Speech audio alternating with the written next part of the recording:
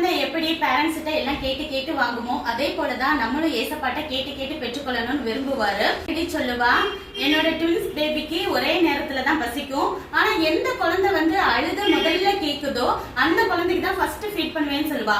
இதே போலதான் தேவனுக்கு நம்ம விருப்பங்கள் எல்லாமே தெரிஞ்சிருந்தாலும் நம்ம பிள்ளைங்கிற உரிமையோட கேக்குறது தான் அவருக்கு ரொம்ப பிடிக்கும். அக்சால் தான் அப்பா காலேப்பு கிட்ட வறண்ட லேண்டுக்கு பதிலா எனக்கு நல்ல செழிப்பான லேண்ட கேட்ட உடனே அதே போல அவங்க அப்பாவும் கொடுக்குறாரு. நம்மளை பெற்ற அப்பாவே அப்படி இருக்கும்போது சர்வலோக அப்பா நம்ம கேட்டும் கொடுக்காம விட்டுருவாரா என்ன? இந்த விஷயத்துல இதுக்கு மேல முயற்சி பண்ணி ஒன்னும் ஆக போறதே கிடையாது. எல்லாம் வேஸ்ட்னு டாக்டர்ஸும் நம்மளை சுத்தி இருக்கிறவங்களும் சொல்லலாம். ஏன் நம்ம ஞானத்தை யோசித்து கூட ஒரு வழி இல்லாதது போல தெரியலாம். ஆனா தேவனுக்கு கோடி வழி தெரியும் சொல்லி நம்பி முழு விசுவாசத்தோடு ஜெபத்துல உறுதியா நில்லுங்க. ஏற்ற வேலையில நிச்சயமா கேள்விப்படாத அற்புதங்கள்லாம் உங்க வாழ்க்கையில நடக்கும். நீங்க கேட்கிறது தேவ சித்தம் தானா அப்படிங்கறதுலயும் கவனமா இருங்க.